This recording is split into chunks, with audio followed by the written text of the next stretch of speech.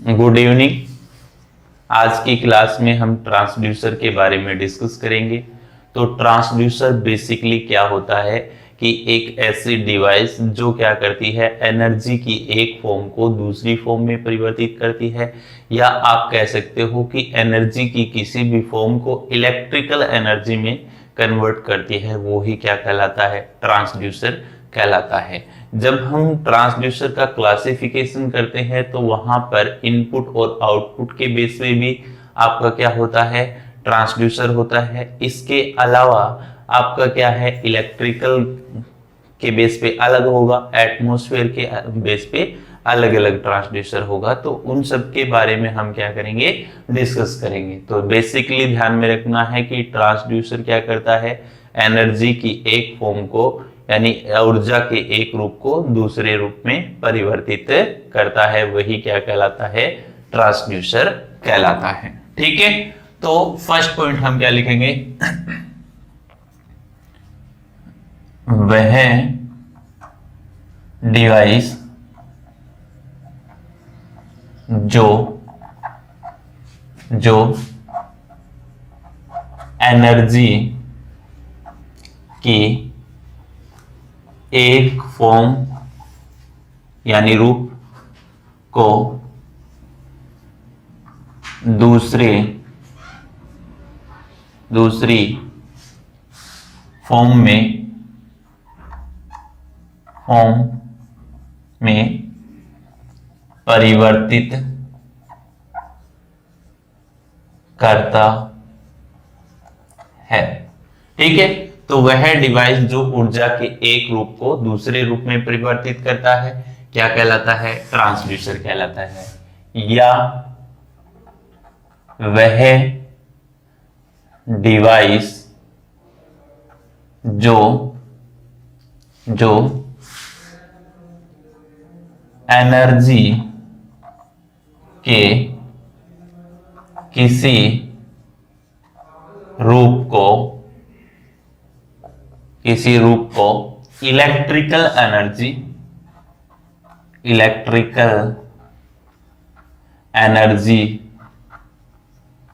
में कन्वर्ट करता है, ट्रांसड्यूसर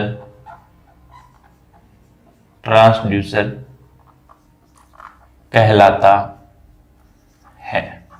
ठीक है, तो हमेशा ध्यान में रखना है कि ट्रांसड्यूसर क्या करता है कि एनर्जी की एक फॉर्म को दूसरी फॉर्म में चेंज करता है, या एनर्जी की किसी भी फॉर्म यानी भले ही वो मैकेनिकल हो, भले ही वो थर्मल हो, भले ही वो क्या हो, एंगुलर हो, उसे को या डिस्प्लेसमेंट के रूप में हो, या फोर्स के रूप में हो, या प्रेशर के रूप में हो, उन सभी को इलेक्ट्रिकल एनर्जी में कन्वर्ट कर देता है। तो वो क्या कहलाता है, ट्रांसड्यूसर कहलाता है। तो ट्रांसड्यूसर को हम सेंसर के नाम से भी जानते हैं। तो क्या लिखेंगे, ट्रांसड्यूसर को सेंसर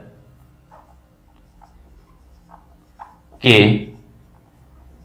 नाम से भी जाना जाता है। ठीक है ना, तो हमेशा ध्यान में रखना है कि हम ट्रांसड्यूसर भी बोल सकते हैं और इसे क्या बोल सकते हैं, सेंसर भी बोल सकते हैं। इसके अलावा आपको ध्यान में रखना है कि वह एलिमेंट जो क्या होता है कि प्रोसेस से डायरेक्ट कनेक्ट होता है, वो क्या कहलाता है, प्राइमरी सेंसर कहलाता है, या प्राइमरी ट्रांसड्यूसर कहलाता है। ठीक है ना, तो हम क्या लिखेंगे, वह एलिमेंट जो प्रोसेस यानी क्रिया से डायरेक्ट कांटेक्ट में रहता है, प्राइमरी सेंसर या ट्रांसड्यूसर कहलाता है। ठीक है ना। अब आपको ध्यान में रखना है कि जो प्राइमरी ट्रांसड्यूसर होता है उसका आउटपुट इलेक्ट्रिकल भी हो सकता है, मैकेनिकल भी हो सकता है, लेकिन जो सेकेंडरी ट्रांसड्यूसर होगा उसका आउटपुट हमेशा क्या होगा, इलेक्ट्रिकल होगा। इस पॉइंट को आप हमेशा ध्यान में रखेंगे कि प्राइमरी ट्रांसड्यूसर का आउटपुट इलेक्ट्रिकल भी हो सकता है और इलेक्ट्रिकल भी हो सकता है और अन्य किसी फॉर्म में भी हो सकता है, लेकिन जो सेकेंडरी ट्रांसड्यूसर होगा उसका आउटपुट हमेशा क्या होगा, इलेक्ट्रिकल होगा। तो हम क्या लिखेंगे, प्राइमरी ट्रांसड्यूसर का आउटपुट इलेक्ट्रिकल हो सकता है, हो सकता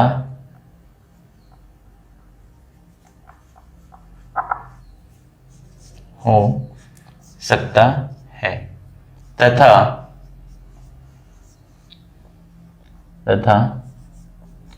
इलेक्ट्रिकल नहीं भी हो सकता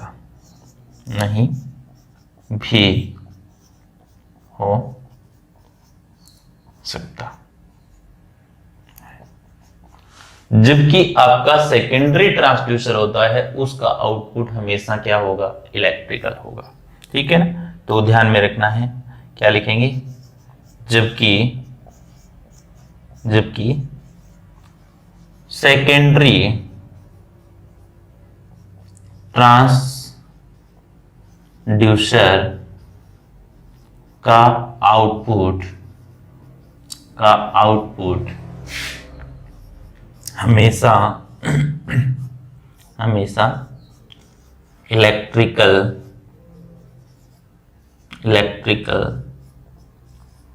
होता है। ठीक है ना।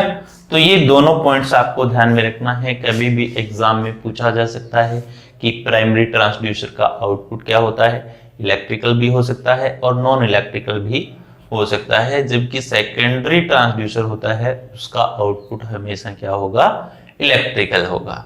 अब बात करते हैं कि आउटपुट के बेस पर हमने ट्रांसड्यूसर को 2 पार्ट्स में डिवाइड किया है। ठीक है ना। तो नेक्स्ट पॉइंट क्या लिखेंगे, आउटपुट के आधार पर ट्रांसड्यूसर को 2 पार्ट्स में विभाजित किया गया है। कितने भागों में, 2 पार्ट्स में। तो सबसे पहले हम यहां पर देखेंगे कि आउटपुट के बेस पर कितने पार्ट्स में डिवाइड किया गया है ट्रांसड्यूसर को। तो सबसे पहला कौन सा है, यहां पर आपका प्राइमरी ट्रांसड्यूसर, प्राइमरी, और इसे ही हम बोलते हैं मैकेनिकल ट्रांसड्यूसर। ठीक है। और दूसरा कौन सा होता है आपका, सेकेंडरी, और इसे ही हम क्या बोलते हैं, इलेक्ट्रिकल ट्रांसड्यूसर बोलते हैं। ठीक है ना। तो हमेशा ध्यान में रखना है कि जो प्राइमरी ट्रांसड्यूसर होता है उसे मैकेनिकल ट्रांसड्यूसर भी बोलते हैं, जो सेकेंडरी ट्रांसड्यूसर होता है उसे इलेक्ट्रिकल ट्रांसड्यूसर भी बोलते हैं। जैसे यहां पर हम यदि इसका डायग्राम ड्रॉ करते हैं कि ये आपका कौन सा है, प्राइमरी ट्रांसड्यूसर। ठीक है। तो इसका जो इनपुट होगा वो हमेशा क्या हो सकता है, फोर्स हो सकता है, या प्रेशर हो सकता है, या टॉर्क हो सकता है। ये क्या है, मैकेनिकल है सभी, है ना। अब इसे ये जो कन्वर्ट करता है इसमें अदर फॉर्म में, तो वो इलेक्ट्रिकल हो भी सकती है, नहीं भी हो सकती। जैसे यहां पर विस्थापन को मैंने एक्स से, कोणीय विस्थापन को थीटा से, ठीक है। कि यानी जब प्राइमरी ट्रांसड्यूसर पे आपने क्या लगाया, बल लगाया, तो वहां पर कोणीय विस्थापन भी हो सकता है और रेखीय विस्थापन भी हो सकता है। तो वो कौन सा है, प्राइमरी ट्रांसड्यूसर है। और मैंने क्या बोला था कि प्राइमरी ट्रांसड्यूसर का आउटपुट इलेक्ट्रिकल भी हो सकता है और नहीं भी हो सकता है। जबकि आपका जो सेकेंडरी ट्रांसड्यूसर होता है, सेकेंडरी, ठीक है ना, जो सेकेंडरी ट्रांसड्यूसर होता है, ट्रांसड्यूसर, उसका आउटपुट हमेशा क्या होगा, इलेक्ट्रिकल होगा, ठीक है। तो ये आपको ध्यान में रखना है। अब सबसे पहले हम पढ़ते हैं मैकेनिकल ट्रांसड्यूसर। तो हेडिंग डालिए सबसे पहले, मैकेनिकल, मैकेनिकल या प्राइमरी ट्रांसड्यूसर, ठीक है ना, ठीक है। जैसे इसमें मैंने पहला मैकेनिकल ट्रांसड्यूसर यहां पर लिया है, जैसे हेलिकल स्प्रिंग, हेलिकल स्प्रिंग लिया है, ठीक है। तो हेलिकल स्प्रिंग क्या होता है कि इस स्प्रिंग का एक सिरा हमेशा किससे, कांस्टेंट से जुड़ा रहता है, और दूसरे सिरे पर आप क्या लगाते हो, बल लगाते हो। यहां पर जैसे आपने बल लगाया F, तो इसकी लंबाई में जो परिवर्तन आता है वो क्या है, इसका आउटपुट। जैसे मान लीजिए यहां पर पहले इसकी लंबाई क्या थी, x थी, अब इसमें परिवर्तन कितना हो गया, डेल x हो गया। तो यहां पर जो परिवर्तन हो रहा है वो किसके कारण हो रहा है, बल के कारण। तो आपने प्राइमरी ट्रांसड्यूसर को इनपुट में बल दिया, तो यहां पे क्या है, विस्थापन हो रहा है। तो यानी आपका जो F होगा यहां पर समानुपाती किसके है, x के है ना, ठीक है। तो हेलिकल स्प्रिंग इसका एग्जांपल हो गया। इसके अलावा यदि हम सेकंड ट्रांसड्यूसर की बात करते हैं इसमें, तो जैसे आपने क्या ले लिया, स्पाइरल स्प्रिंग ले लिया, क्या लिया, स्पाइरल स्प्रिंग लिया, ठीक है। स्पाइरल स्प्रिंग में क्या होता है, ठीक है, कि इस प्रकार से आपका स्पाइरल स्प्रिंग है, ठीक है, और यहां पर इस स्प्रिंग से ये 0 से फुल स्केल रिफ्लेक्शन होता है। ये आपका क्या है, स्केल है,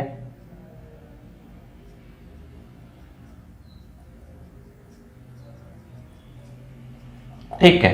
तो ये पॉइंटर है, तो इस साइड में आपका क्या लिखता है, डिफ्लेक्टिंग टॉर्क, इसके विपरीत दिशा में कंट्रोलिंग टॉर्क। तो यहां पर ये क्या करता है, कोणीय गति करता है, क्या करता है, कोणीय गति। तो यहां पर TC समानुपाती किसके आता है, थीटा के आता है।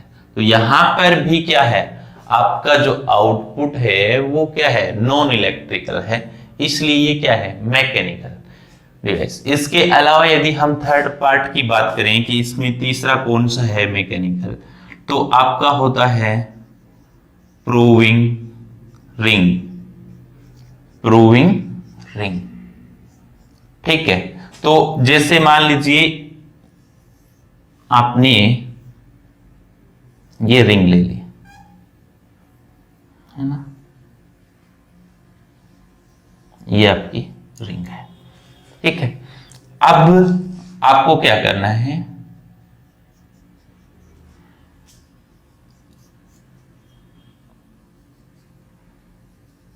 ठीक है, और एक छोटा और ले लिया इसमें,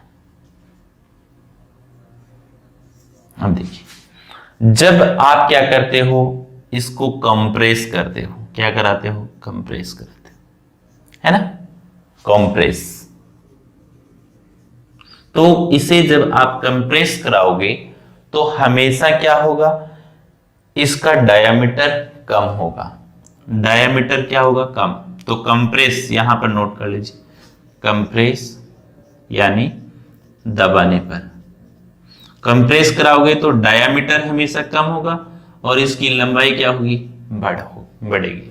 तो यहां पर इलेक्ट्रिकल आउटपुट नहीं है। और जब आप इसको ऊपर की तरफ खींचते हो, यानी इसे पर तन्यता देते हो, टेंसाइल करते हो इसे, टेंसाइल, तो तन्यता दोगे तो हमेशा डायामीटर क्या होगा, बढ़ेगा, यानी व्यास बढ़ेगा तो लंबाई क्या होगी, कम होगी। तो ये भी क्या है, एक मैकेनिकल ट्रांसड्यूसर है। इसके अलावा मैकेनिकल ट्रांसड्यूसर देखते हैं कौन कौन से होते हैं। ठीक है, इसके अलावा होता है बर्डन ट्यूब होता है, उसके अलावा आपका होता है बिलो और कैप्सूल। ये सब किसके एग्जाम्पल हैं, मैकेनिकल ट्रांसड्यूसर के एग्जाम्पल। ठीक है ना। तो नेक्स्ट है जैसे आपका, इसमें कितना हो गया, सी। डी देखिए यहां पे, डी है आपका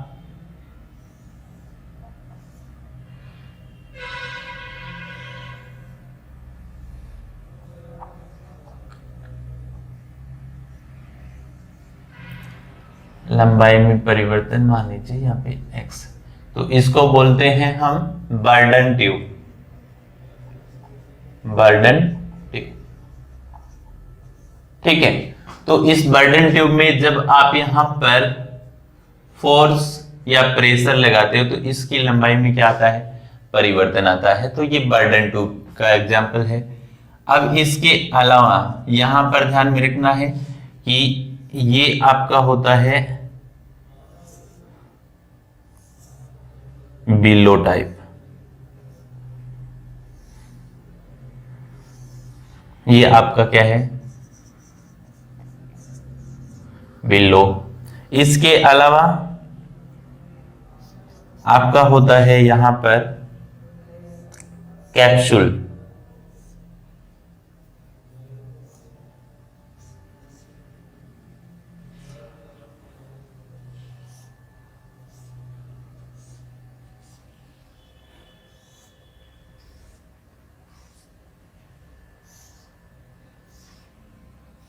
ये आपका कौन सा है, कैप्सूल।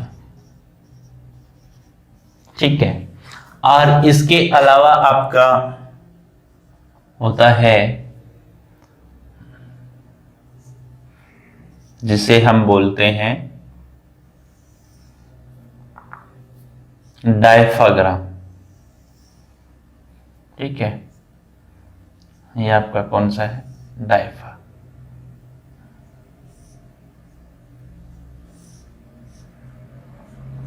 इसे बोलते हैं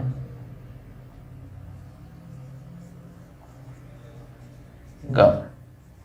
ठीक है, तो ये किसके एग्जाम्पल हैं, आपके मैकेनिकल या प्राइमरी ट्रांसड्यूसर के एग्जाम्पल है। तो हमेशा ध्यान में रखना है कि मैकेनिकल या प्राइमरी ट्रांसड्यूसर कौन कौन से होते हैं। जैसे एग्जाम्पल के रूप में हेलिकल स्प्रिंग हो गया, आपका स्पाइरल स्प्रिंग हो गया, इसके अलावा जो आपका प्रोवन रिंग हो गया, और बर्डन ट्यूब हो गया, डायफ्राम हो गया, बिलो हो गया, कैप्सूल हो गया। ये कैप्सूल कैसा होता है कि जो हम बचपन में छोटे होते थे तो मार्केट में क्या है, या मेले से एक घोड़ा लेके आते थे, उसके पीछे एक इतना सा पंप टाइप लगा होता था, उसको पिचकाते थे तो वो घोड़ा आगे से करता था। उस टाइप का क्या होता है, ये कैप्सूल होता है। ठीक है ना। तो उसमें क्या होता है, ऐसे हवा भर जाती है और फिर उसको दबाते हैं तो प्रेशर उसमें अप्लाई होता है, तो वो आगे से ऐसे उठता था, है ना। तो वो क्या है, कैप्सूल टाइप है। ठीक है, तो ये सब एग्जाम्पल किसके हैं, आपके मैकेनिकल ट्रांसड्यूसर के हैं। और इसमें यदि हम बात करें किसकी, कि इनकी सेंसिटिविटी किसकी अधिक होती है, तो हमेशा ध्यान में रखना है कि यहाँ पर जो सेंसिटिविटी होती है वो कैप्सूल की सबसे ज्यादा होती है, उसके बाद में आपका जो बिलो है उसकी सेंसिटिविटी अधिक होती है, और सबसे कम इनमें यदि हम देखें तो डाइफा की होती है। लेकिन डाइफा को बनाने के लिए, डाइफाकाम को बनाने के लिए हम किसका प्रयोग कर सकते हैं? स्टेनलेस स्टील का प्रयोग कर सकते हैं, फास्फर ब्रोंज का प्रयोग कर सकते हैं, बेरिलियम कॉपर का प्रयोग कर सकते हैं, प्लेटिनम का प्रयोग कर सकते हैं। तो यहाँ पर ध्यान में रखना है कि जो सेंसिटिविटी यानी आपकी सुग्राहिता होती है वो किसकी अधिक होती है? कैप्सूल की। ठीक है ना? तो यहां पर सुग्राहिता का क्रम यदि आप लिखना चाहो तो लिख सकते हो कि सेंसिटिविटी सबसे ज्यादा किसकी है? कैप्सूल की। कैप्सूल के बाद में बिलो की, और इसके बाद में डाइफा की।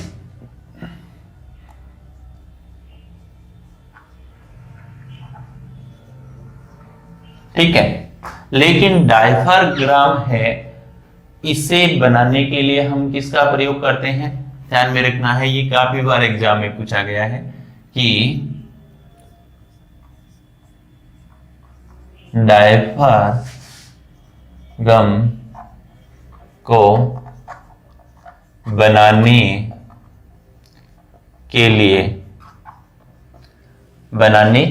के लिए बेरिलियम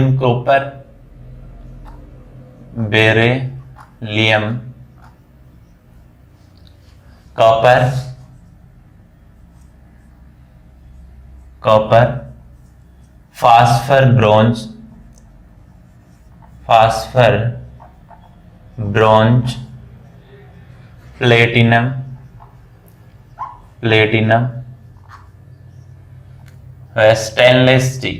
स्टेनलेस स्टील का प्रयोग किया जाता है, स्टील का प्रयोग किया जाता है। ठीक है, अब यदि आपसे पूछे एटमॉस्फेरिक डिवाइसेस कौन सी होती है? वातावरणीय, है ना? तो एटमॉस्फेरिक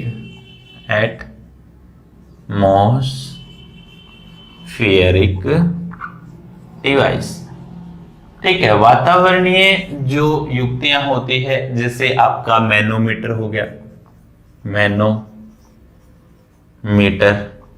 उसके अलावा बैरोमीटर हो गया, यू ट्यूब मीटर हो गया,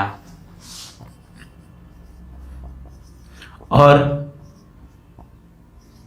पिरानी गेज मीटर। तो यहां से क्या पूछा जाता है कि लो प्रेशर मेजरिंग डिवाइस कौन सी होती है? पिरानी गेज मीटर होता है। तो ये क्या है आपकी? लो प्रेशर मापक युक्ति। ठीक है, तो अब कभी कभार प्रेशर की क्या है यूनिट पूछ लेते हैं। तो लिस्ट सबसे छोटी जो यूनिट होती है, इकाई होती है, ध्यान में रखना है कि प्रेशर की सबसे छोटी इकाई, ठीक है ना? तो लिस्ट यूनिट इसकी होती है टोर, और एक टोर बराबर 1 mm ऑफ Hg। ठीक है, और लार्जेस्ट यूनिट पूछी जाए प्रेशर की, लार्जेस्ट यूनिट किसकी? प्रेशर की। तो हमेशा ध्यान में रखना है कि इसकी जो लार्जेस्ट यूनिट होती है वो पास्कल होती है। ठीक है, और 1 पास्कल बराबर 10⁵ न्यूटन प्रति मीटर स्क्वायर होता है। ये बहुत बार एग्जाम में पूछा जाता है, और जनरल साइंस का भी ये क्वेश्चन बेस्ट है। तो ध्यान में रखना है कि पिरानी गेज मीटर है, उसके द्वारा लो प्रेशर का मेजरमेंट होता है, और इसकी सबसे छोटी इकाई क्या होती है टोर होती है। एक टोर बराबर 1 mm ऑफ जी। और लार्जेस्ट यूनिट क्या होती है पास्कल होती है। और एक पास्कल इक्वल टू क्या होता है 10⁵ न्यूटन प्रति मीटर होता है। इसके अलावा आपको ध्यान में रखना है जो नेक्स्ट आपका टॉपिक है कि इलेक्ट्रिकल फ्लो मेजरिंग डिवाइस। ठीक है, इलेक्ट्रिकल फ्लो मेजरिंग डिवाइस में इलेक्ट्रोमैग्नेटिक फ्लोमीटर का प्रयोग किया जाता है। तो नेक्स्ट आपका कौन सा है इलेक्ट्रिकल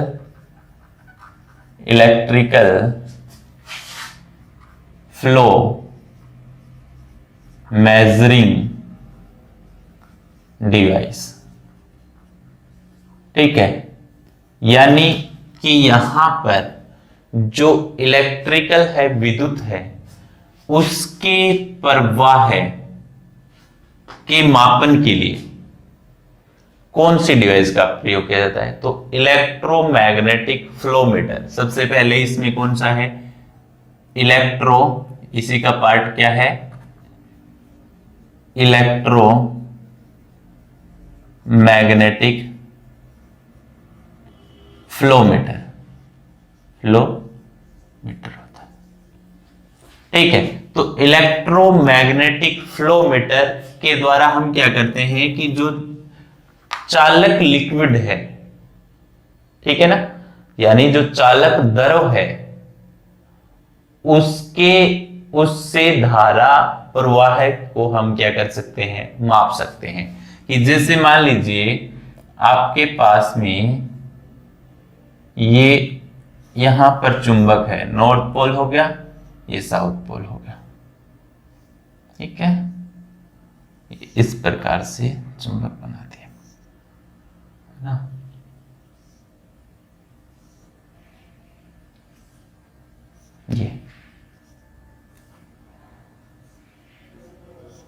ये आपके चुंबक है। यहां से फ्लक्स कहां से कहां होता है नॉर्थ पोल से कहां होता है साउथ पोल होता है फ्लक्स, है ना। तो यहां पर इसके मध्य हम क्या करेंगे एक कंडक्टर रख देंगे। ठीक है, और इसमें से क्या होता है आपका चालक लिक्विड, जो चालक द्रव है वो फ्लो होता है। और इस चालक पर जो फोर्स लगता है वो किसके फ्लक्स घनत्व है, चार्ज इनटू वेलोसिटी पर क्या करता है हमेशा निर्भर करता है। तो आपको ध्यान में रखना है कि इलेक्ट्रोमैग्नेटिक फ्लोमीटर के माध्यम से केवल क्या कर सकते हैं हम कि जो आपका चालक द्रव है उसमें से जो आपकी प्रवाह दर है उसे ही क्या कर सकते हैं माप सकते हैं या उसका मापन कर सकते हैं। तो हम क्या लिखेंगे कि इलेक्ट्रोमैग्नेटिक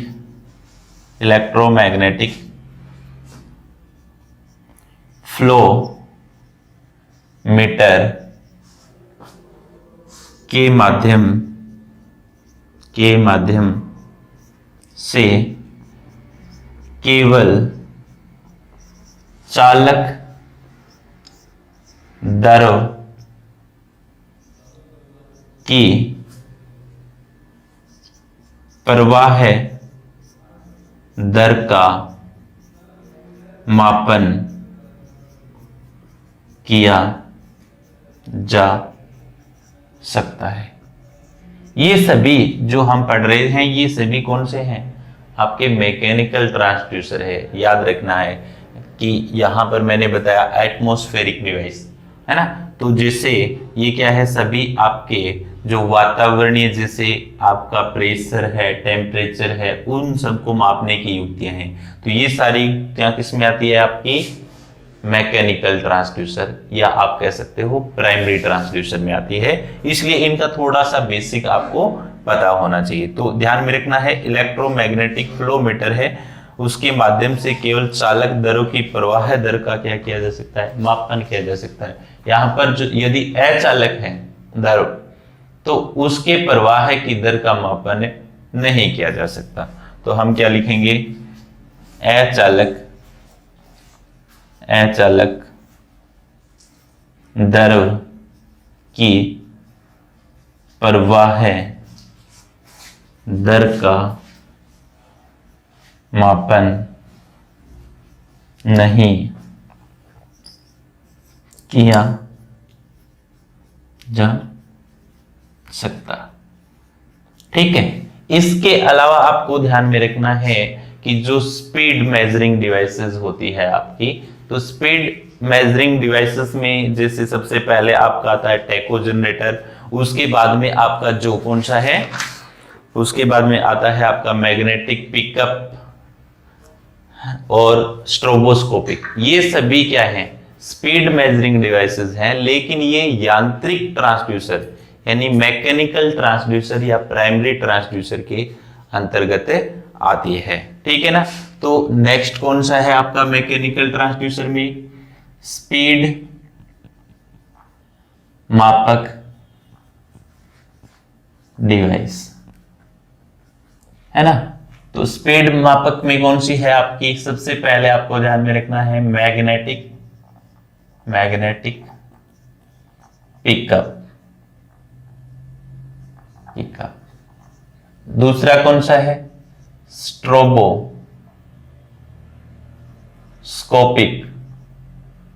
स्कोपिक मेथड। और तीसरा कौन सा है, टेको जनरेटर। ये सभी कौन सी स्पीड मापक युक्तियां हैं, लेकिन ये कौन से ट्रांसड्यूसर के अंतर्गत आती है, यांत्रिक यानी प्राइमरी। तो प्राइमरी जो ट्रांसड्यूसर होता है, ये आपका यांत्रिक ट्रांसड्यूसर होता है, उसका आउटपुट क्या है, इलेक्ट्रिकल हो भी सकता है और नहीं भी हो सकता है। तो मैग्नेटिक पिकअप की यदि हम बात करते हैं, सबसे पहले मैग्नेटिक पिकअप की, तो इसमें क्या होता है कि यहां पर एक क्या लगा होता है, डिजिटल काउंटर लगा होता है। ठीक है, और यहां पर आपकी कॉइल्स लगी रहती है, और यहां पर आपका क्या होता है, जो रोटर है। ठीक है, और इस रोटर पे क्या होते हैं, स्लॉट्स कटे रहते हैं इस प्रकार से।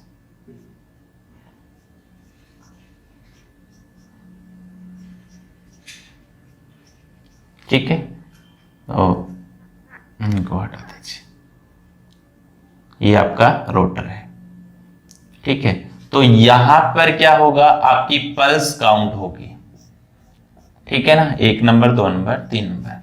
तो यहां पर ये स्पीड किस प्रकार से मेजर करेगा, स्पीड बराबर कि 1 मिनट में डिजिटल काउंटर द्वारा कितनी पल्स काउंट की जाती है, और आपका जो रोटर है उसके ऊपर जो टिथ है, यानी ये जो इसके क्या है, दांते हैं, टिथ